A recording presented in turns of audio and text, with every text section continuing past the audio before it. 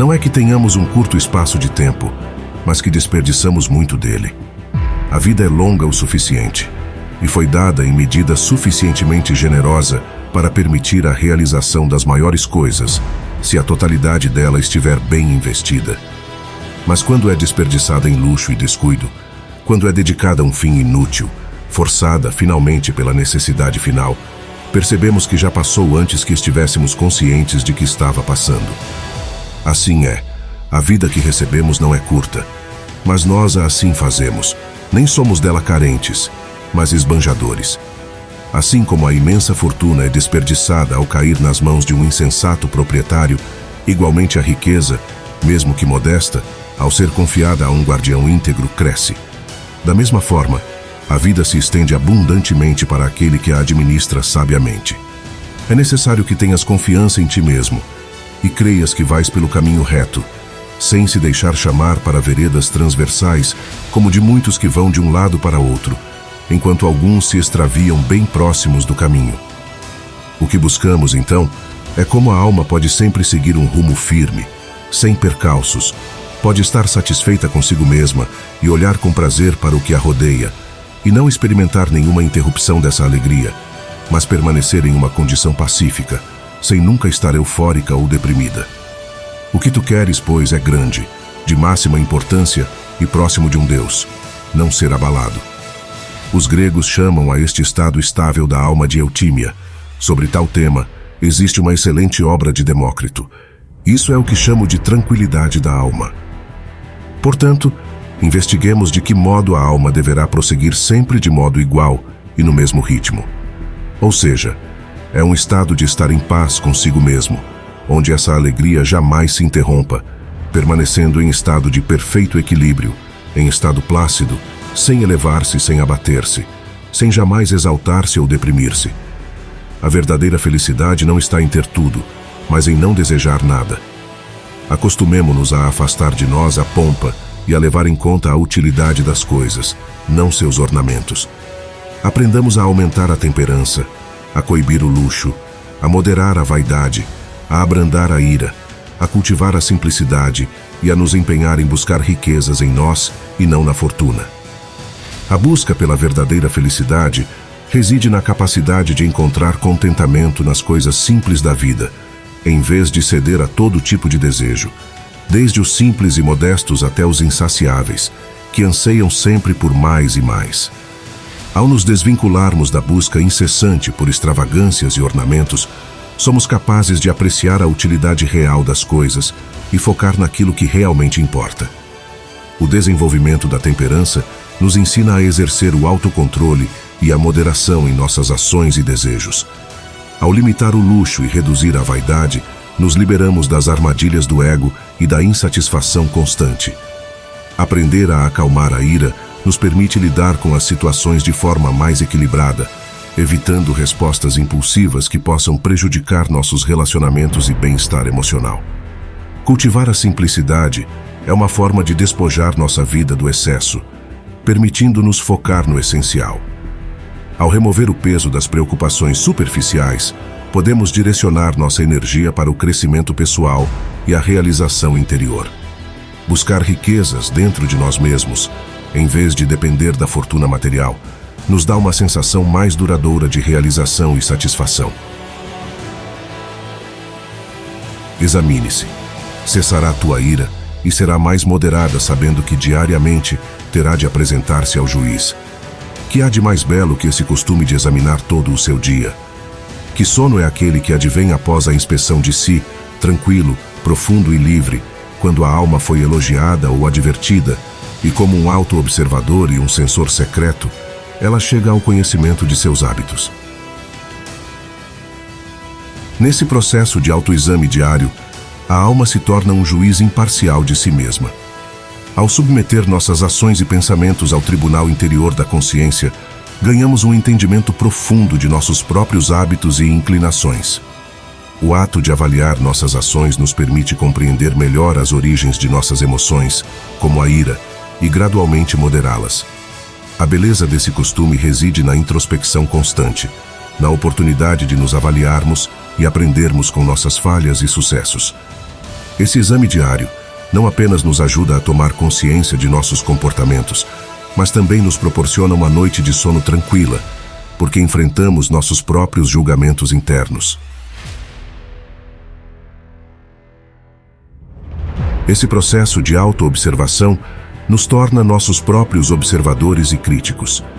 Somos capazes de nos corrigir, nos elogiar e nos guiar em direção a um caminho mais virtuoso.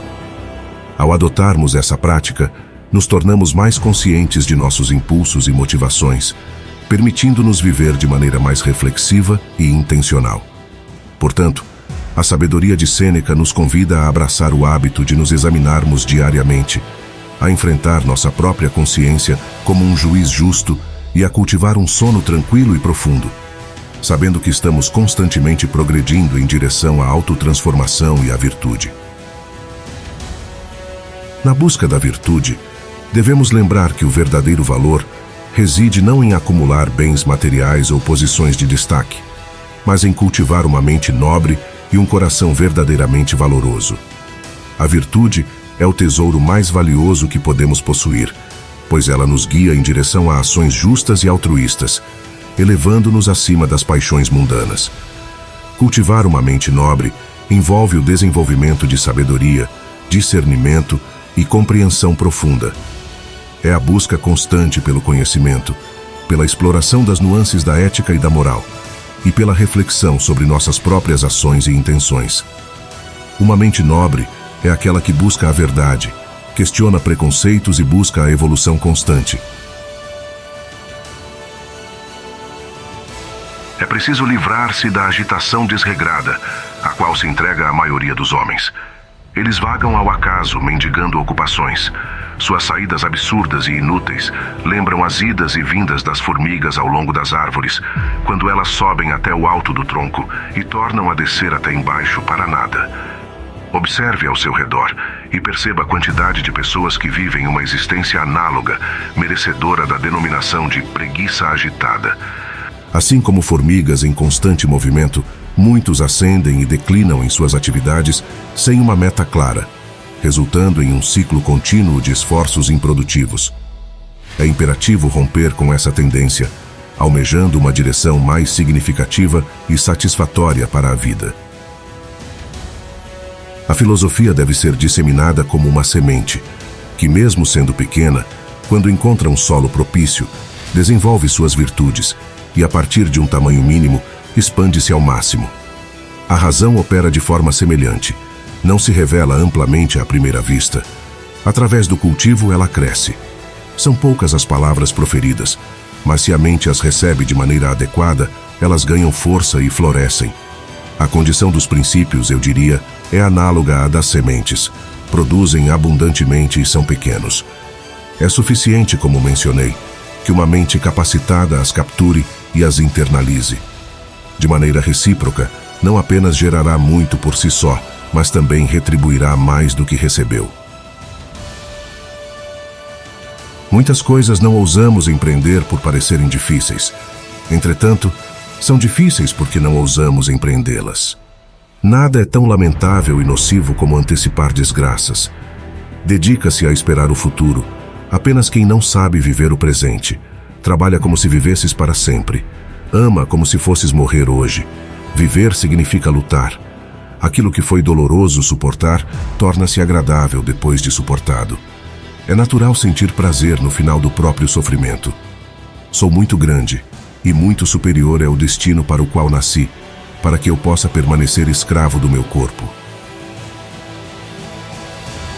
São poucas as palavras proferidas, mas se a mente as recebe de maneira adequada, elas ganham força e florescem. A condição dos princípios, eu diria, é análoga à das sementes. Produzem abundantemente e são pequenos. É suficiente, como mencionei, que uma mente capacitada as capture e as internalize. De maneira recíproca, não apenas gerará muito por si só, mas também retribuirá mais do que recebeu. Apliquemos uma medida. É essencial distinguir a vida simples da displicente. Devemos ser complacentes com nossa alma e de tempos em tempos conceder-lhe o ócio para que lhe sirva de alimento e energia. A mente deve relaxar. Ela voltará melhor e mais afiada após uma boa pausa. A mente não deve se manter invariavelmente no mesmo nível de tensão, mas ceder a alguns divertimentos. É preciso dar repouso a nossas almas. Descansadas, elas surgem melhores e mais ativas. Assim como não se deve cansar os campos férteis, pois logo uma fecundidade ininterrupta os deixará exauridos, também o esforço contínuo da alma irá quebrantar o seu ímpeto. Recuperará o vigor depois de um pouco relaxada e repousada. A vida é como uma jornada pelos ventos caprichosos do destino. E nós, como marinheiros estoicos, devemos ajustar nossas velas com sabedoria. As adversidades que encontramos não são mais que testes para nossa resiliência interior. Em momentos de tormenta, nossas almas se assemelham a um navio sob o jugo das ondas revoltas. Mas é justamente quando adotamos uma atitude estoica que emergimos mais fortes, tal qual o navio após a tempestade. Assim como a mente encontra clareza após o descanso, nossa fortaleza interior se renova com a aceitação das provações. Os estoicos nos ensinaram que a tranquilidade reside na virtude e na serenidade perante as vicissitudes do mundo.